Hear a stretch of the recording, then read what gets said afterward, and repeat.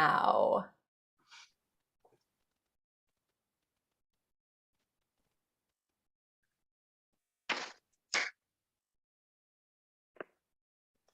Filippo, you're going to have to say something so we know when you're in the window. If you could say something right now. Yes, ready to go, ready. I look forward receiving your cowbell. Still silence.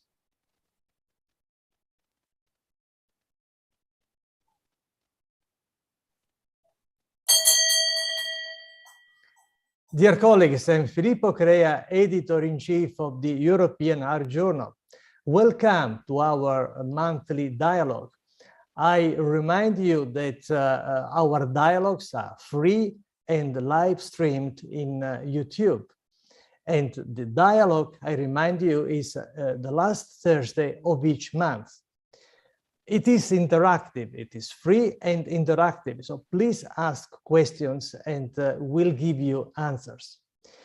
And now it is today my privilege to ask Professor Julinda Mehilli, who is Associate Editor of the European Heart Journal, to introduce the important, very important guest we had today, Roxana Mehran. I know that she's famous in the 5 continents, and I'm really grateful to Roxana for accepting my invitation and also for accepting a very interesting title she will discuss with us.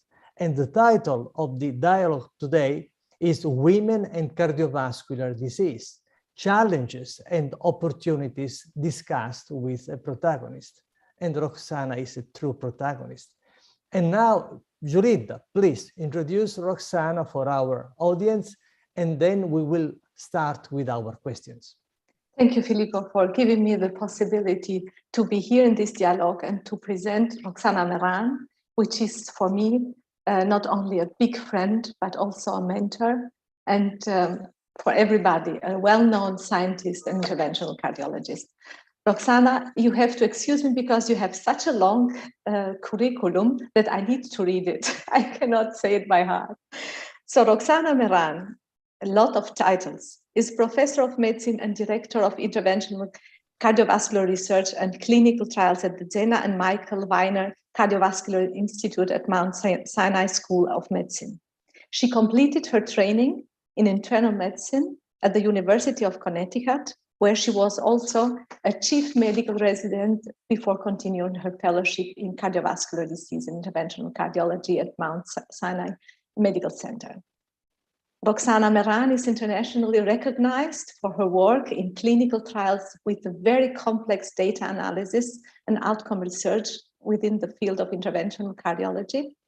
And I'm happy to say that she is not only the woman making research for women, but is the women interventional cardiologists and researchers who makes research for all people in cardiology, for all patients in cardiology, without gender differences, racial differences, or minorities. Roxana Mehran has an excellent experience and expertise in working with regulatory agencies to conduct clinical trials. Her research interest expands from mechanism of restenosis to treatment and prevention of acute kidney injuries in cardiac patients and advanced treatment for acute coronary syndrome and acute myocardial infarction, and now recently for structural heart disease. In addition to founding a highly regarded academic research organization within the Cardiovascular Research Foundation, she is also a widely published author and frequently invited speaker at national international scientific conferences such as EHJ, ACC, European Society of Cardiology, EuroPCR, or TAVI London. She has served as course co-director at the TCT for the last 30 years.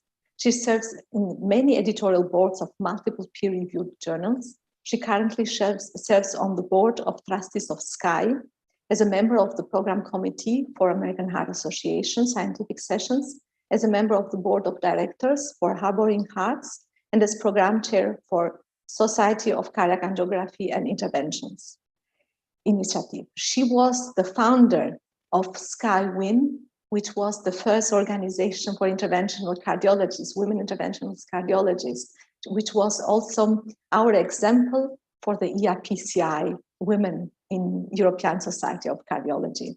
She's also the Chief Scientific Officer of the Clinical Trial Center at the Cardiovascular Research Foundation. So Roxana, you have such a long curriculum, so many things, but I'm very interested to hear for you a personal question. So you were born in Tehran and grew up as a cardiologist in America, in the United States. Your wish and your dream to become medical doctor, to become physician, started in Tehran or in United States?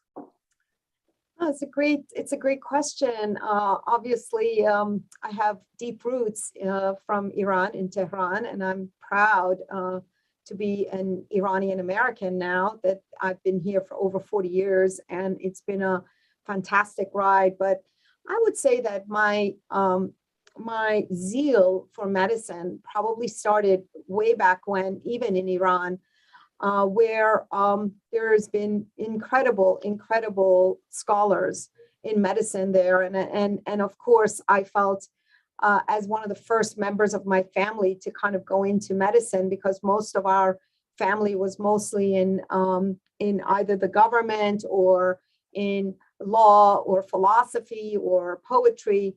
It was kind of something rebellious, if you will, for a woman. And when I came to the United States, those incredible seeds sort of became part of planting those seeds in science and maths and studying those, where I felt very strong with that. And it was easier as an immigrant who didn't speak English to excel in math, because math and science have no language, right? We can learn it in any language. And so it was sort of how I excelled in high school without speaking English, being able to really do well in those subjects. So I was gravitated there. And then my brother became ill with glomerular nephritis. He was 11 and we almost lost him. And I spent many nights in the hospital with him.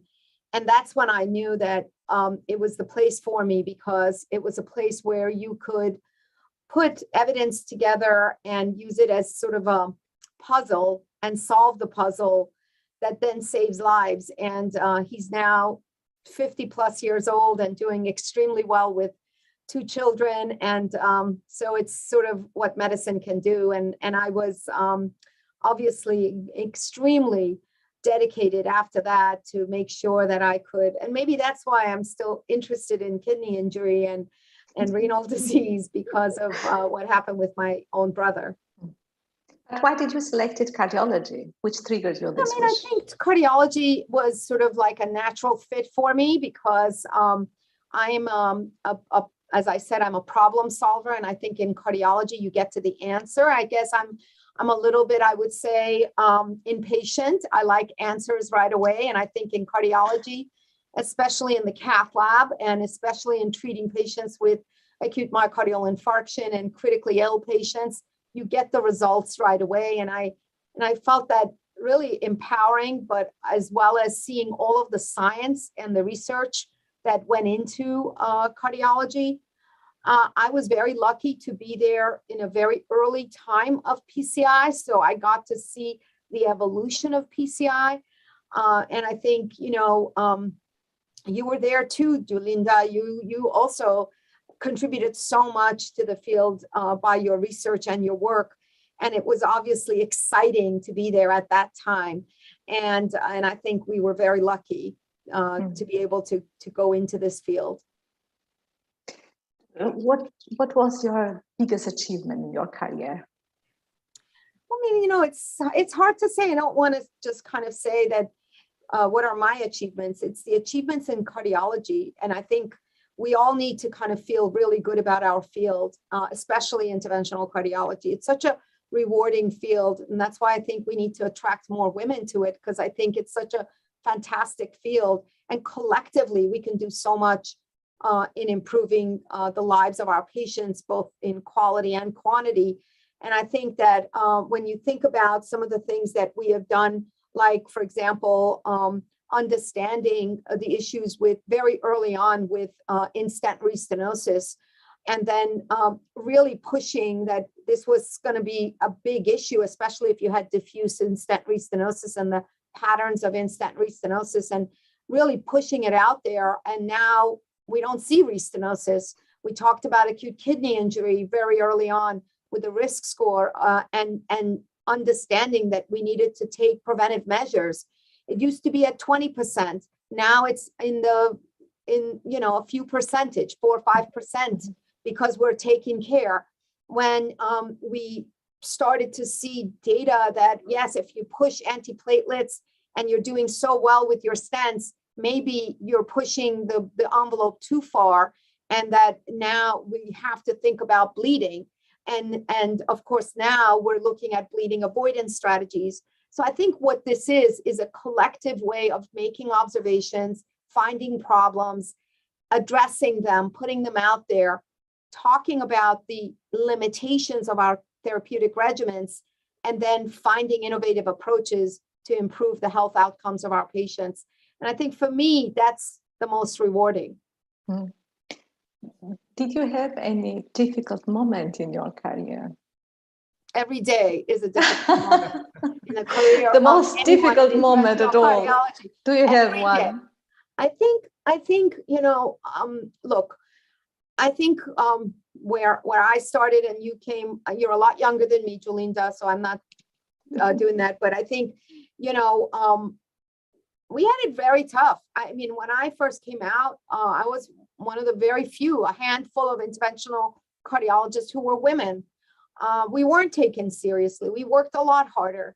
I remember being pregnant and sleeping under my desk and not going home. I remember delivering my child and coming to work with the wristband still on my hand after delivering my child. I remember a lot of difficult times, and we had to be smarter, work harder. We had to just do twice as much and still not get the recognition.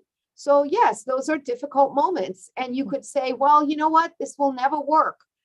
And now I think it was the tsunami back then for us as women. And I think now we're in a better place, but I don't think we have walked the walk yet.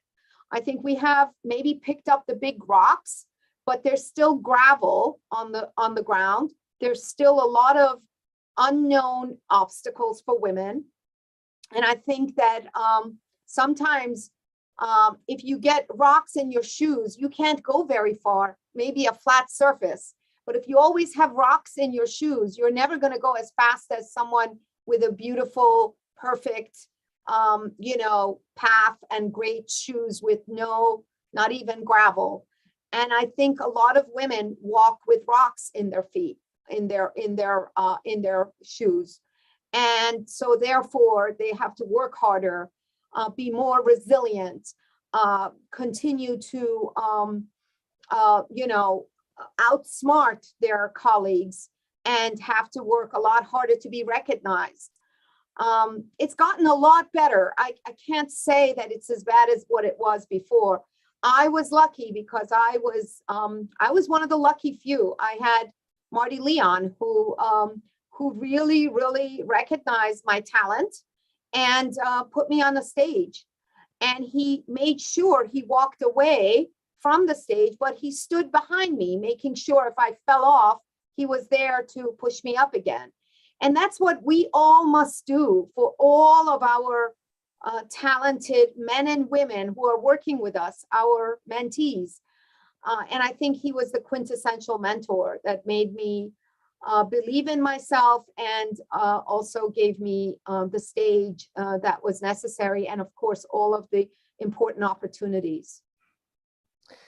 Roxana, thank you for your answers, but you are not only a top scientist and top cardiologist, you also devoted a lot of efforts in addressing the issue of sex and gender-based inequities in cardiovascular medicine.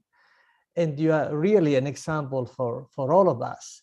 But what triggered your interest in this specific issue? Well, it's sort of like anything else, right? When you start to see that, of course, cardiovascular disease is the #1 cause of death of men and women. And of course, 4 decades ago, we were doing terrible for women. We had all these awareness campaigns that continued to improve and reduce the cardiovascular events in women. But then we began forgetting about that again. And there was a decline in that, there was a slowing of that decline over the last decade. But I've been watching that from the time, of course, I'm a woman and I always care about women. I noticed that one of the first times that I noticed that there was disparities of care was when I was a medical student in University of Connecticut, when I was there as rotating through in one of the very, very busy hospitals in Hartford, Connecticut. And in the emergency department there, I was rotating and I was the medical student. And there were two patients, a man and a woman, both complaining of chest pain, both having nausea and vomiting. And my supervisor told me that I should go see the man first because he's probably having an MI and she's probably just anxious. And I went and I, of course, believed him. And I went and I saw the man who was having a gastrointestinal upset.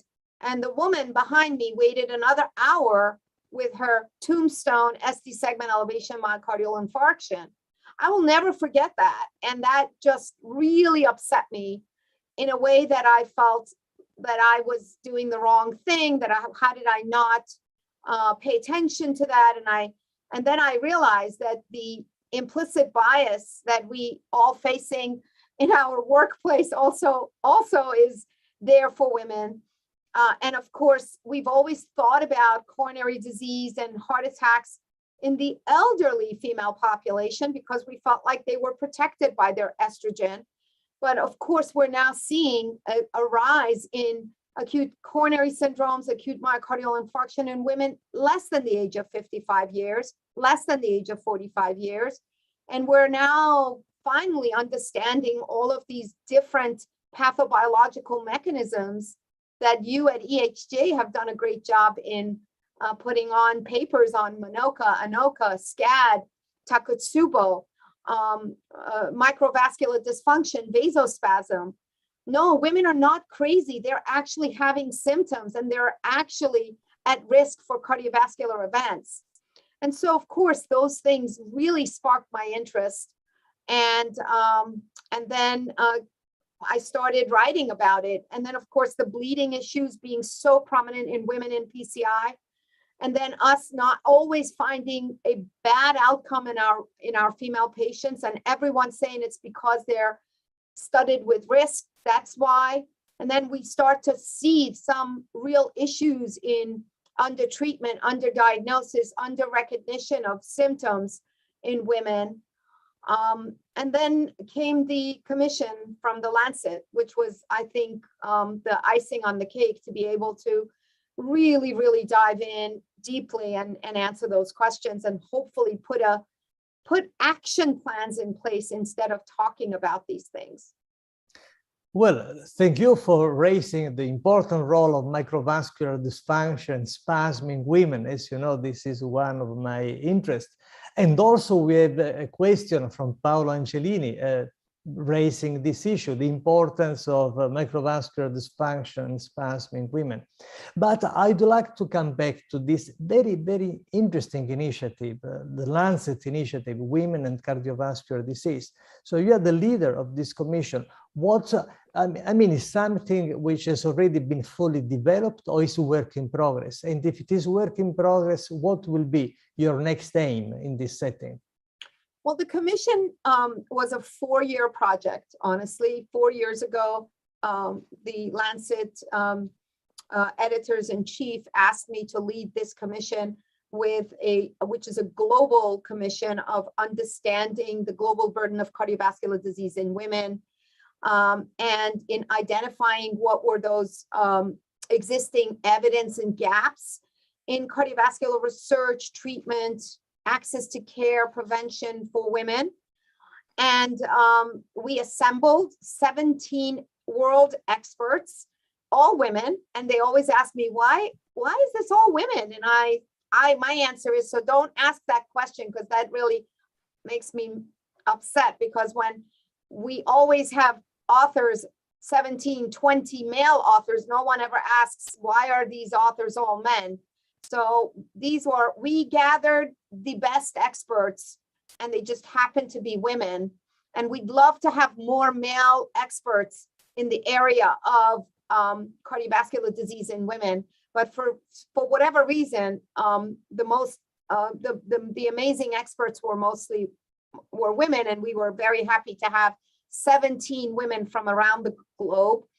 And then, of course, the aims is to reduce the global burden of cardiovascular disease in the next decade, and for us to promote cardiovascular health and improve the health outcomes of women by evaluating what the gaps are, igniting the awareness of sex and gender differences and disparities, and providing a springboard for future research, and really kind of coming back every year with a big progress report. We're going to be working very closely with the IHME for the Global Burden of Disease group at the University of Washington, and continuing with a live website that allows us to get real-time data into that website that gives you the opportunity to understand what those risk factors are in different parts of the globe, and what are the lowest hanging fruits, and how can we address these disparities right away to hopefully make an impact. Thank you, Roxana. And continuing in this direction, if we want to be more analytical, we can identify three main areas in which sex and gender-based inequities can be observed. One is authorship, as you said before. The other is enrollment of women in trials, and then differences in clinical practice, the way we treat men and women. Can you share with us your views in these three settings: authorship, enrollment in trials, and clinical practice? So let me start with the enrollment in clinical trials, because I think that's a really, really important one. For whatever reason, even though there's been legislation in the United States passed in the 1980s and 90s that mandate inclusion of women, women are still underrepresented in majority of cardiovascular clinical trials. Now, why is that? Probably because we put these very tight inclusion and exclusion criteria that then excludes women. So that's one of them. And the second one is that we don't really work hard to find ways to bring the information of the clinical trials to women. Now, if you remember, when you see a patient, usually, and if you want to bring them into a clinical trial, if you ask the guy, he says, well, I'll have to see what my wife says.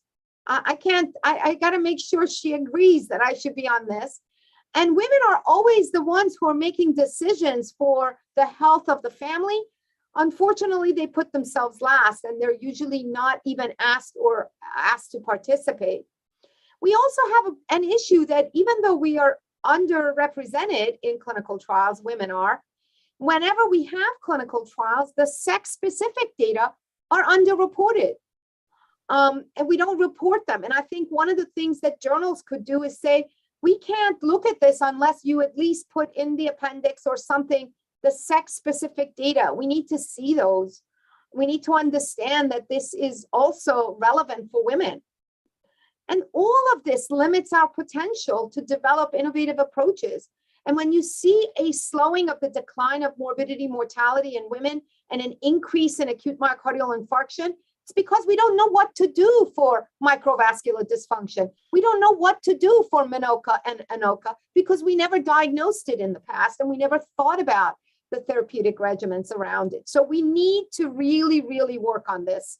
And we, in the commission, we put out a very good way, some advice, be more inclusive, make sure that trial participation is or the trials are well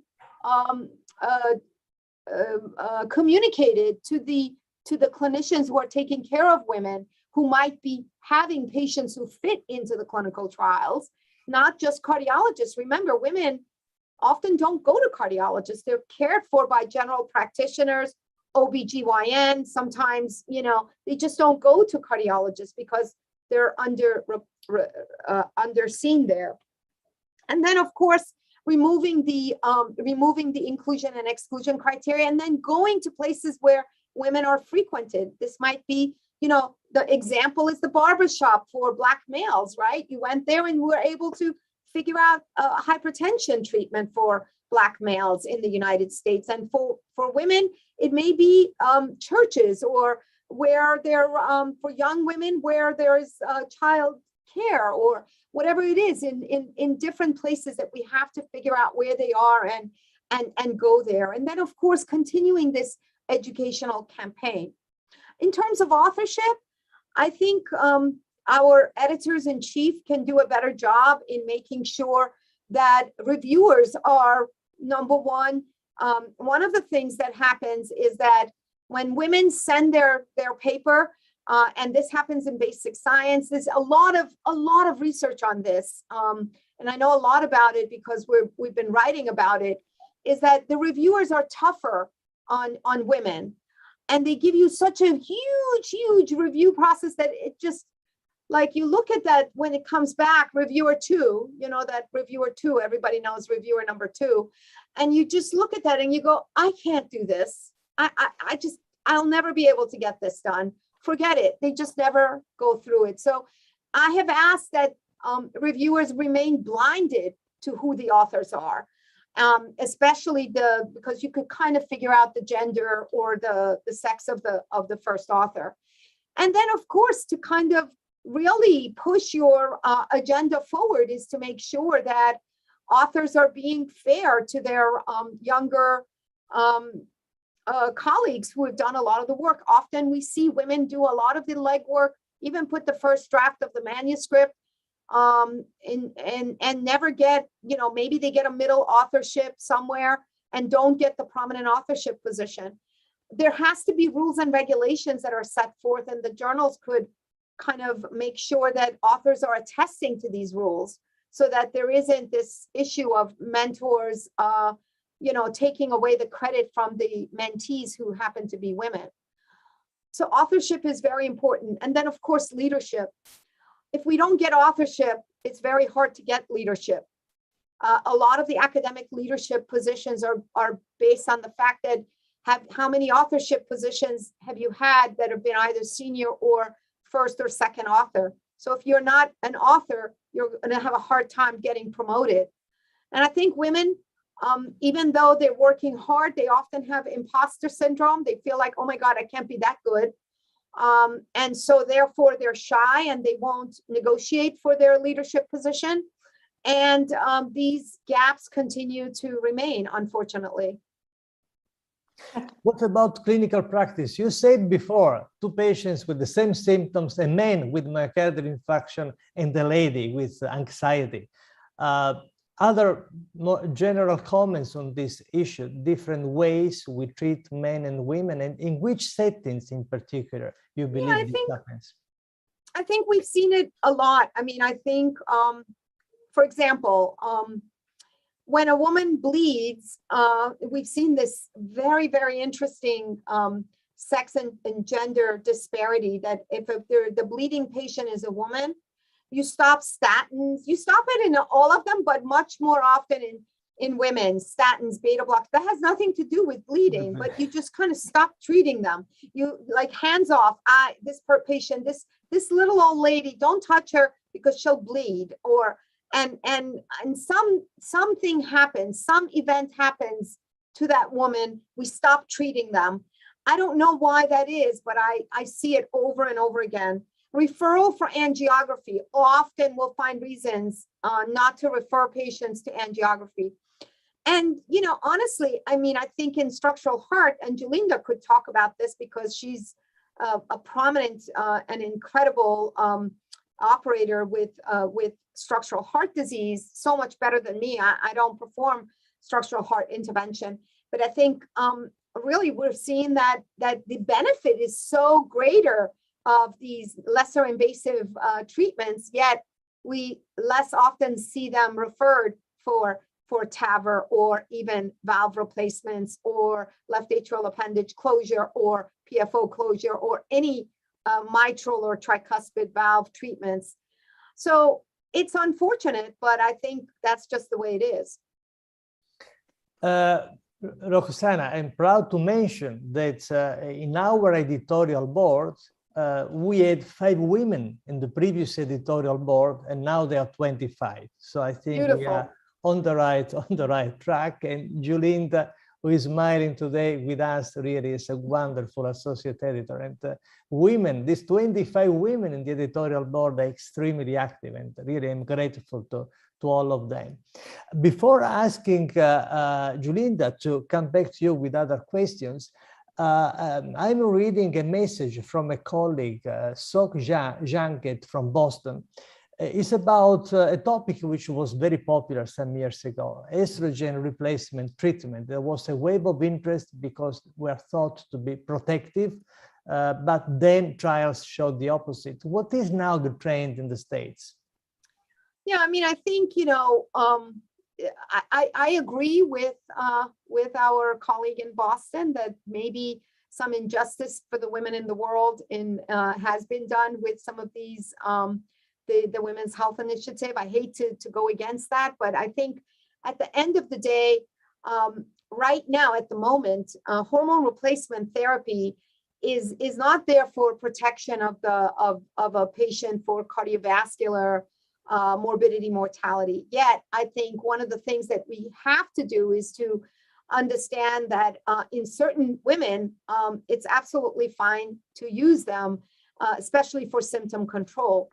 The other very important, I think we also point this out in our commission, is that the #1 risk factor, if we were to make the biggest impact on reducing cardiovascular morbidity and mortality in women, it would be identification and treatment of hypertension. So I can just tell you that hypertension is one of the most important areas that we absolutely must pay attention to. Women are not diagnosed with hypertension. Just today before here, I saw 3 women in my office, all with undiagnosed hypertension. I was the first person who has basically diagnosed hypertension. And they've been to endocrinologists and several other places. And they said, well, they never took my blood pressure, or they never told me I had high blood pressure. And they told me, oh, it's because you're in my office, you don't have high blood pressure. And so, you know, there is a very, very important initiative that needs to happen as our diets and exercise have gotten worse, especially with the pandemic. Hypertension is truly an epidemic right now around the world. And so we need to kind of get our arms around that and take care of that. Thank you, Roxana. I invite our colleagues sending us questions, because Roxana will address your questions if we receive them. And now, Julinda, I'm sure we have many more questions for Roxana. It's a very good opportunity today to have Roxana with us for such a long time. Thank you, Roxana, again. Thank Julinda, you. please. So, Roxana, I know that you have done a lot, not only for investigating gender and sex-related differences in cardiovascular patients, but also investigating the reasons for women being, let's say, not very supported in a leadership position. Also investigating these sex and gender-based differences in leadership. So my question to you is, first, everybody knows this, there is a gender-related difference in leaderships in cardiovascular medicine and in medicine everywhere. And what do you think, what are the reasons that therefore, and how can we change this picture? Well, thank you. Thank you, Julinda. You know, I've been talking a lot about this, and I think one of the things that we're very lucky at the moment that our societies, European Society of Cardiology, American College of Cardiology, I sit on the board of trustees of the American College of Cardiology at the moment, as well as the American Heart Association.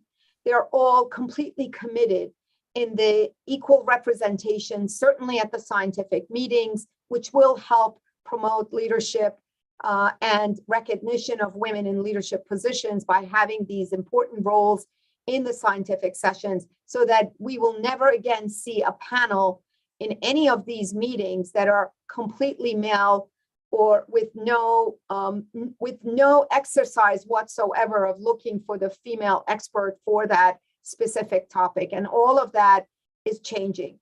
But I think it needs more than just that kind of an initiative. I think it needs to be, and I think that all of this was sparked by the Time's Up movement that happened in Hollywood.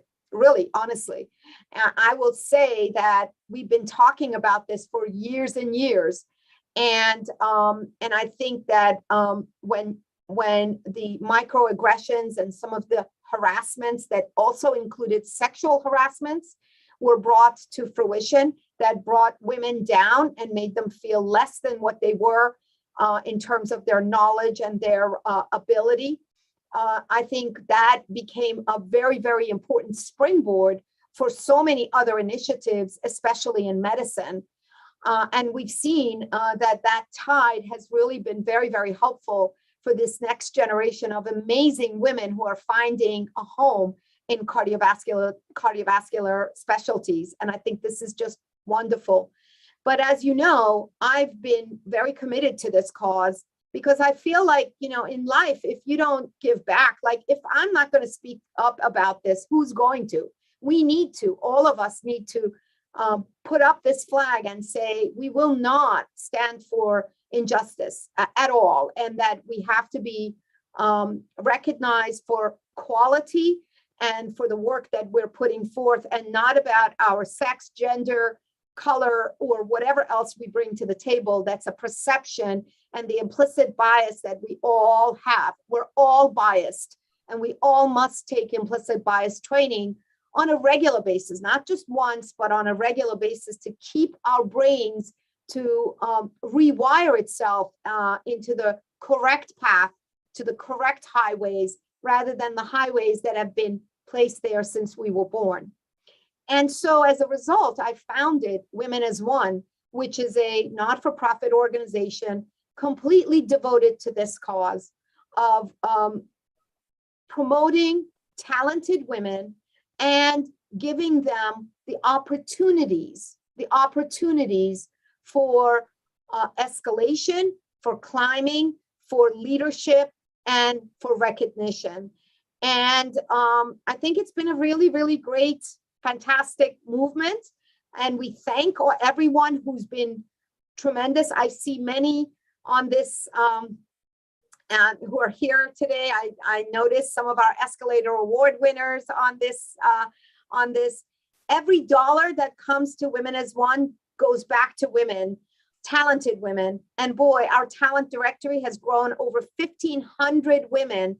So if you are looking for any woman who need, you go, oh, well, we don't know any women who are experts in hypertension. Well, I got them.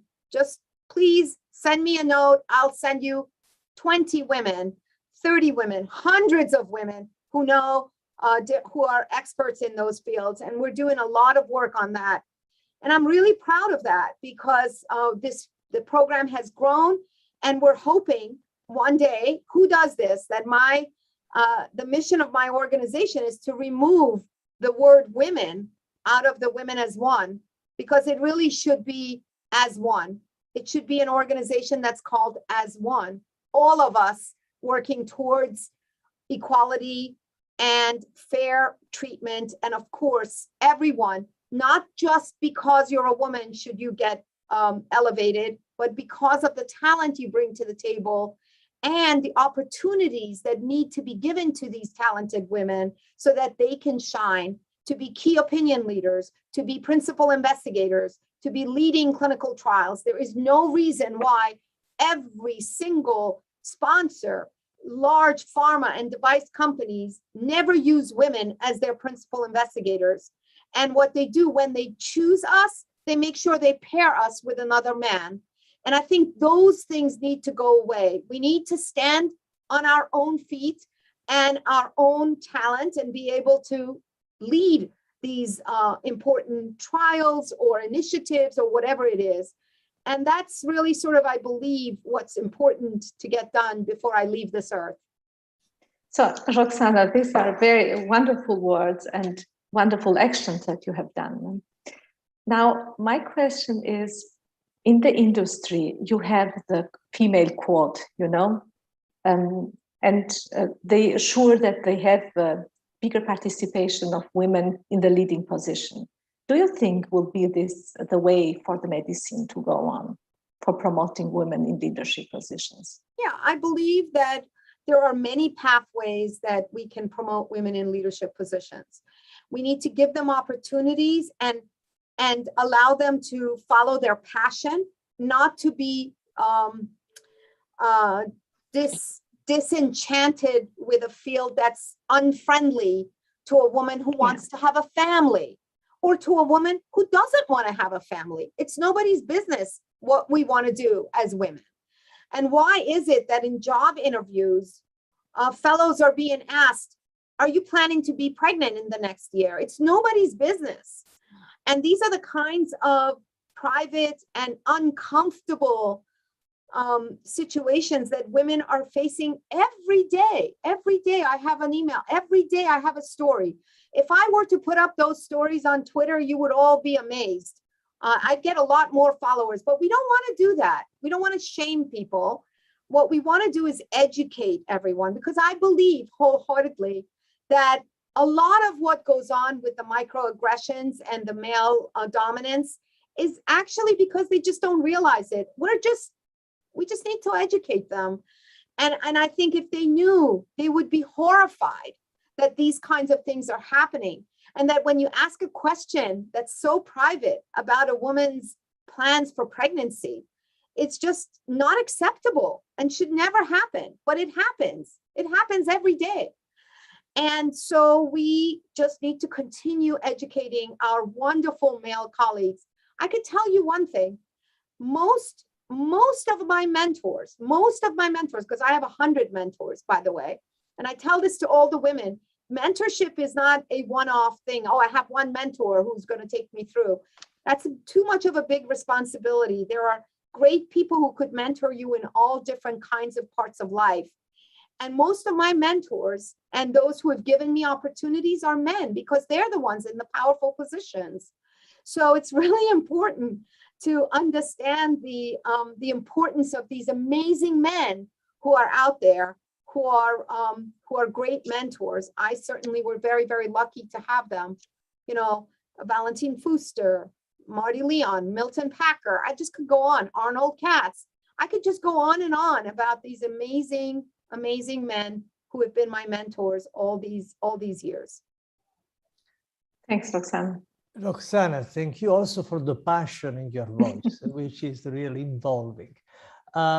Another questions on this issue. I've noted a recent publication you co-authored. The title is Sex Differences in Cardiovascular Research, a scientometric analysis. What are the main results of this scientometric analysis? Yeah, I mean, you know, what we want to do is in all of these publications is to kind of just point out the biases as well as the sex-specific differences in whether it's publication bias, whether it's you know, why is it that some of these, for example, female authors, if there are female authors, they don't make it to the big journals, they make it to the lower impact factor journals and all those things. So we are really, really looking at and trying to make an important assessment that these disparities exist, and as long as if you don't talk about them, nothing will be done about this. And I don't know that we have all the solutions, Professor Crea, but we certainly, when you talk about it, I think you were also very, very surprised, right? And wow, why is this happening? I think we had dinner together and you were just, you were mortified because sometimes you're just not informed. And I think it's important for us to hear our voices and to hear our plea. And I think that's important. And I think the other thing I want to make sure that I see on there some questions that I think are great, especially about pregnancy-related complications, such an important field of cardio-obstetrics. And what we did in the past when women got preeclampsia, preterm birth, gestational diabetes, once they gave birth, they were forgotten about. And then 20 years later, they showed up with severe multivessel disease and horrible, HFpEF, of HFrEF, of all those things that we saw that is probably has an association with evaluation of these pregnancy-related complications. And that field now is growing tremendously. I think it's a great opportunity for us to make important impact and get in there.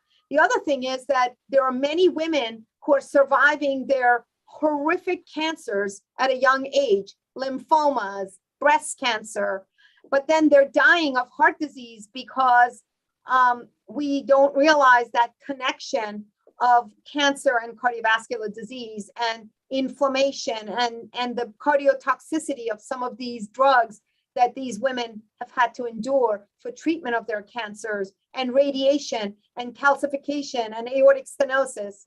And then lastly, I want to talk about Lp(a), another very, very important lipoprotein that may have an important role more so in women than in men. We just don't know. We have to study it. But there is this very interesting relationship with aortic stenosis, women, and Lp(a). And now there's something to be done about Lp(a), hopefully in the future coming. So much great things for us, and so much opportunity for us to intervene from the time of inception to the end of the life of a woman. There is time. It's never too late and it's never too early to think about heart disease in women. Well, in the meantime, Roxana, I'm reading some wonderful comments from our audience. They are very enthusiastic about the way you are discussing this important issue. I'm reading Henriette Nielsen and Bianca D'Antono, Lizzie Brewster. I mean, the beauty of the post-COVID era at this virtual meeting, which are really global meetings. So all these comments, all these enthusiastic comments are coming from the 5 continents. And this is the magic of having this virtual world. Of course, we love shaking hands. We want to come back to live meetings, but also this opportunity of virtual meeting, embracing the full world, embracing the 5 continents is something which is very exciting. So really very enthusiastic comments from our audience. But Roxana, we still have time for few questions. One, back to science. What are the major studies in your pipeline? Can you share with us? Yes, I'm very, very, very fortunate to be working on several clinical trials right now. First and foremost, we have a huge study on diabetic patients at the moment, 3,000 patients to be randomized between 2 stent platforms to deal with this very big issue of restenosis in diabetic patients. So we have a new stent platform by Concept Medical, where the drug is placed on the stent after it's crimped on the balloon. So both the stent and the balloon will have some drug coating.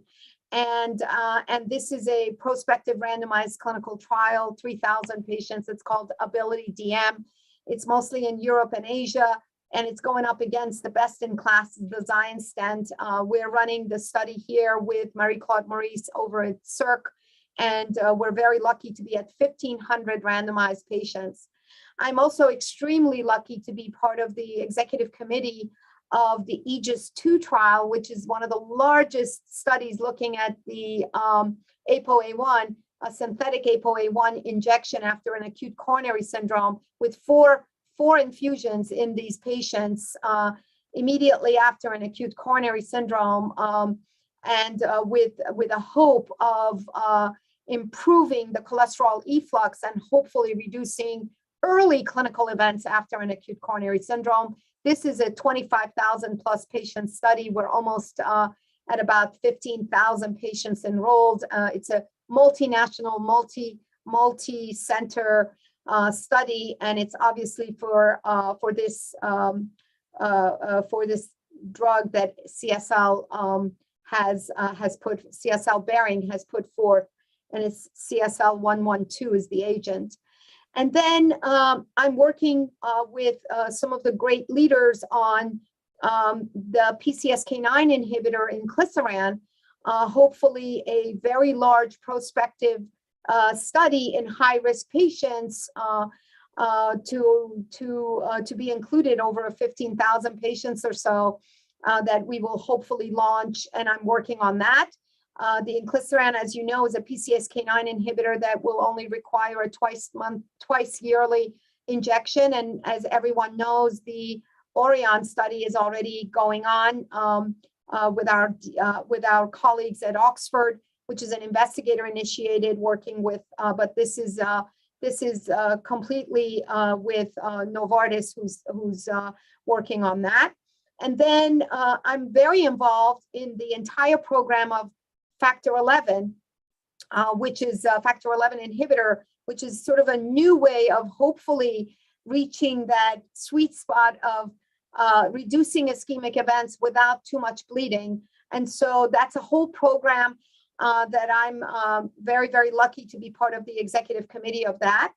And then I'm also working on the small annulus study, which will have mostly women, 90% women with aortic stenosis, going between the two stent platforms, balloon expandable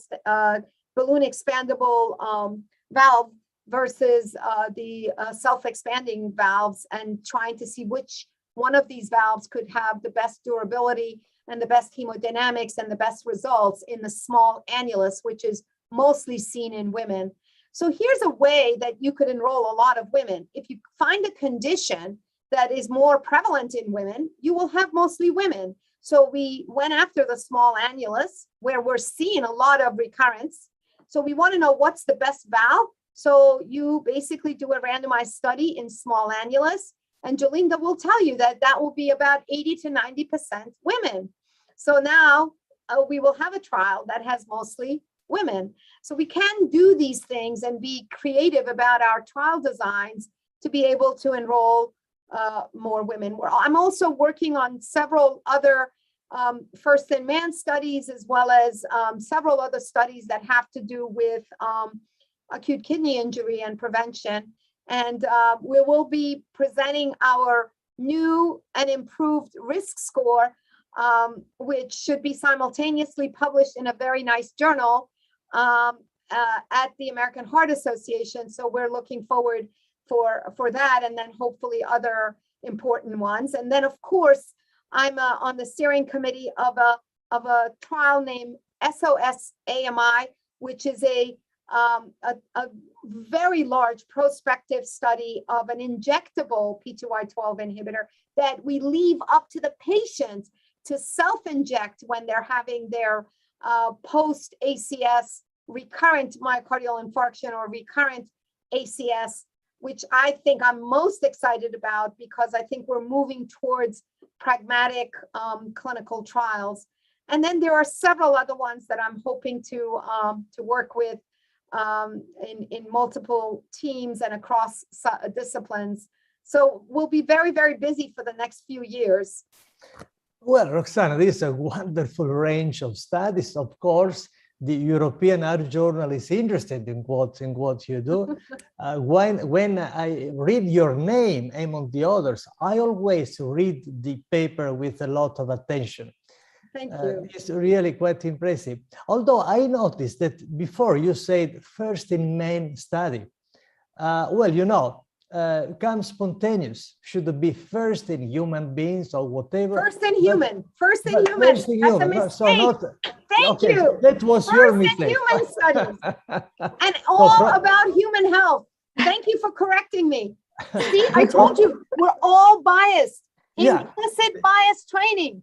This is what impressed me. If you say first in man means that really there's a lot of work to do. No, no. First in human from now on. First in human. All about first in human.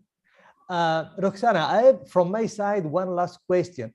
I always ask our guests, what are your suggestions for the future of EHJ Dialogues? We always want to improve. How can we improve?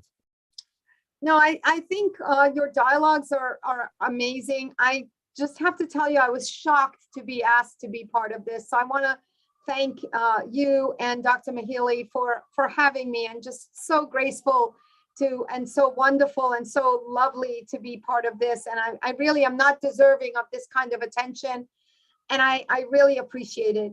I think it's wonderful that you are bringing more women to have dialogue with, because there are amazing female leaders out there. So thank you for doing this. Thank you for shedding light on this important issue.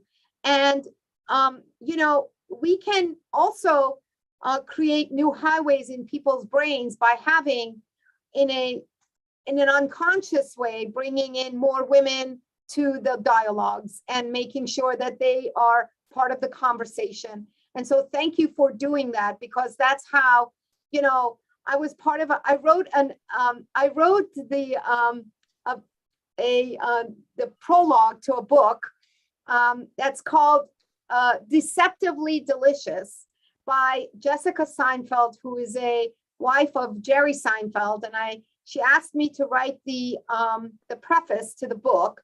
And the book is about how do you get kids to eat vegetables. It's like a cookbook that basically puts vegetables, hides it in the food, you know, and the kids get nutrition. So you too can bring a lot of women to the table and continue in helping men understand how brilliant these women in cardiology are, and can bring more and more to the table. The topics are great that you have chosen, but giving women this kind of a stage is tremendously helpful for them. So thank you for doing that. And I hope we can have more of it would be great to have a conversation with some emerging female leaders and hearing their experiences now, and hopefully understanding and shedding light to this important issue. Thank you for doing that, Professor Crea. You're a brilliant, brilliant innovator. Thank you, Roxana. Definitely will follow your important suggestions. Julinda, any final comment from your side? Questions or comment or remark? I have no questions. I'm very happy to have Roxana here. It was excellent. Thank you. And thank you for inspiring me and the whole generations coming after me. Oh, you inspire thank you, me. Roxana. You have given me so much advice. So you say I'm your mentor. Mm-hmm. You have mentored me. I think you are my mentor. It doesn't change. I remember receiving the Grunzig lecture, and Julinda, right before, she gave me such good advice to go to the podium, and I think it helped me so much. Julinda, I will never forget. What you told me, and I think I bring that now every day so thank you for your mentorship and your advice. Thank you. Well, it is now 1 hour of conversation, but went by so quickly because it's been really very, very involving and entertaining. Well, now this concludes our dialogue, and really I wish to thank Roxana and Julinda for this wonderful opportunity. Thank you for really sharing your precious time with us. and has been really an inspiration for our large audience in the 5 continents.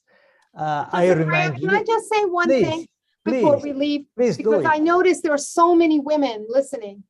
I just want to tell these women, congratulations to you. Keep working, be strong, don't give up, follow your passion. You're amazing, and somebody will see it. So just keep working hard. That's what, it's the only thing. And never give up and feel good, because cardiology is a wonderful, rewarding subspecialty. We are so lucky to be cardiologists, and you've worked so hard to get here. So don't give up now. Thank you. Well, Roxana, let's close on this remark. I'm reading a long list of enthusiastic comments from our audience, really an impressive list. I cannot mention them all, but it is really an impressive list. I remind you that the next dialogue will be, as usual, on the last Thursday of the month, will be November 25 at 17 CET. Thank you again, Roxana and Julinda. Bye. Thank you.